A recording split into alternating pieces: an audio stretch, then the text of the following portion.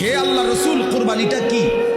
নবীজি বলছে সুন্নাতু আবিকুম ইব্রাহিম, তোমাদের পিতা ইব্রাহিমের সুন্নাত। এবার নবীজিকে জিজ্ঞাসা করছে ফামা লানা ফিহা ইয়া রাসূলুল্লাহ, হে আল্লাহ রসুল, কোরবানি করলে আমাদের লাভ কি? নবীজি বলছে বিকুল্লি শাআরাতিন হাসানা, প্রত্যেকটি পশমের মধ্যে এক একটা নেকি। তাহলে কোরবানি মানে পশু জবাই শুধু এটা ইবাদত, পশমে পশমে নেকি। আচ্ছা আরো শুনেন, নবীজি সাল্লাল্লাহু আলাইহি সাল্লাম বলেন মা আমিলা আদমিন মিন আমালি ইয়াউমিন নাহর আহাব্বা ইলাল্লাহ মিন ইহরাকিদ দাম। আল্লাহ নবী সাল্লাল্লাহু আলাইহি সাল্লাম বলেন কোন মানুষ কোরবানির দিন আল্লাহর সবচেয়ে প্রিয় উত্তম আমল যা করে কোরবানির দিন, সেটা হলো ওই পশু জবাই। এরপরে নবীজি বলেন, এই হাদিসের 4টা অংশ, এই প্রথম অংশ বললাম। দ্বিতীয় অংশ নবীজি বলেন ইন্নাহু ইয়াতি ইয়াউমাল কিয়ামাতি বিকুরুনিহা ওয়া আশআরিহা ওয়া আজলাফিহা, ওই ব্যক্তি কুরবানি যে করলো কিয়ামতের দিন সে ওই প্রাণীর শিং, পশম এবং আজলাফ মানে পায়ের যে খুর আছে না, এই খুর, নবীজি বলেন সে শিং, পশম এবং খুরগুলো সহ হাসরের ময়দানে মিজানের পাল্লায় ওজনের জন্য নিয়ে আসবে। এখন কি অর্থ? কি অর্থ? হলো শিং, খুর এবং পশম, পুরা সরাসরি চামড়া পশম। তাহলে এগুলো যেহেতু মিজানের পাল্লায় ওজন হিসাবে দিব, তো গোস্তটি হালাই দিব, তোমার তো গোস্ত হালাই দিব, এটা নিয়ে বুঝাইছে মানে শিংটাও বাদ যাবে না, খুরটাও বাদ যাবে না, একটা পশমও কি যাবে না, বাদ যাবে না, পুরা আস্থা তার কোরবানিটা তার মিজানের পাল্লায় উঠানো হবে। কি পরিমাণ নেকি হবে, কি পরিমাণ নেকি হবে! এটাকে খামখে, এটা শুধু গরু জবাই।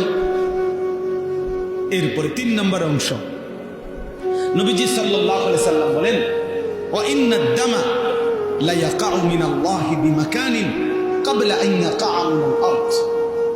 অর্থ কি? আগে কোরবানকে কোরবান বলে কেন? মানে এই যে পশু জবাই করার এই উৎসবটাকে, ইবাদতটাকে কি বলে? কোরবানি বলে।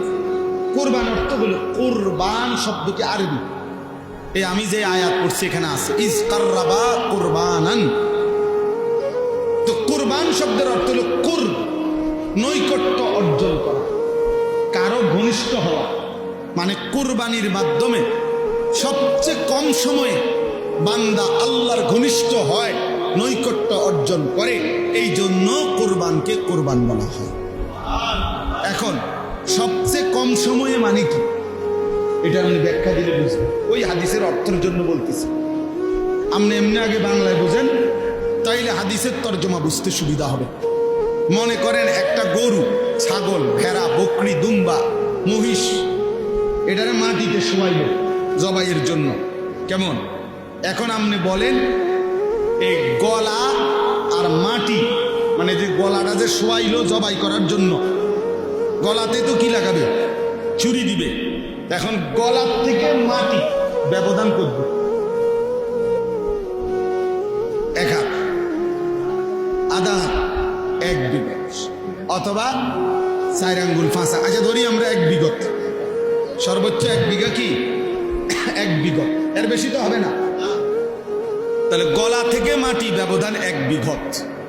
এখন বলেন প্রাণীটা যখন জবাই করবে, গলার মধ্যে যখন ছুরি চালাবে, তখন রক্তের ফোঁটা মাটিতে যে পড়বে, প্রথম ফোঁটা কয় মিনিট লাগবে? 2 সেকেন্ড ধরে নিলাম, 3 সেকেন্ড, এর বেশি তো না।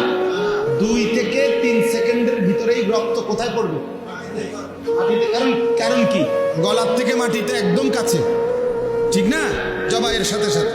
এই নবীজি সাল্লাল্লাহু আলাইহি সাল্লাম বলেন, ওই হাদিসের অর্থ, কোরবানির দিন বান্দা যখন ওই প্রাণী জবাই করে, তো রক্তের প্রথম ফোঁটা জমিনে পড়বার আগেই 7 আসমানের ঊর্ধ্বে আল্লাহর আরশে পৌঁছে যায়। তাহলে 2 থেকে 3 সেকেন্ডের মধ্যে বান্দা আল্লাহর কি হয়ে যায়, ঘনিষ্ঠ। এই জন্য এটার কোরবান। এত দ্রুততম সময়ে বান্দা আল্লাহর নৈকট্য হাসিল করে, এই জন্য এটাকে কোরবান।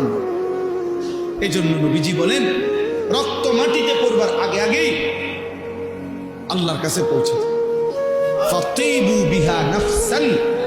এবার নবীজি বলেন 4 নম্বর অংশ হাদিসের, নবীজি বলেন অতএব তোমরা খুশি খুশি কোরবানি করো। কি কোরবানি করো? খুশি খুশি দিলে, খুশি খুশি খুশি। কি করুম আর, যা বেশি জন বিরক্ত করো রে, যা দিমু, আর কি করার আছে, এটা নিয়ে কোরবানি।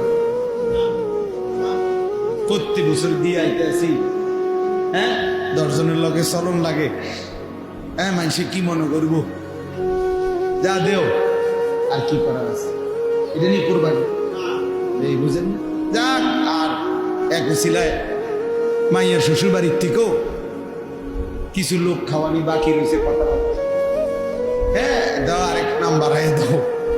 এই উসিলায় মানুষ 200 খাওয়াই দিলাম, 100 খাওয়াই দিলাম, এটা নিয়ে কোরবানি। এটাই ভালো। এটা কি আল্লাহ নবী এই জন্য বলছে খুশি খুশি কোরবানি। এটারে পেরেশানি মনে করো না, বিরক্ত মনে করো না।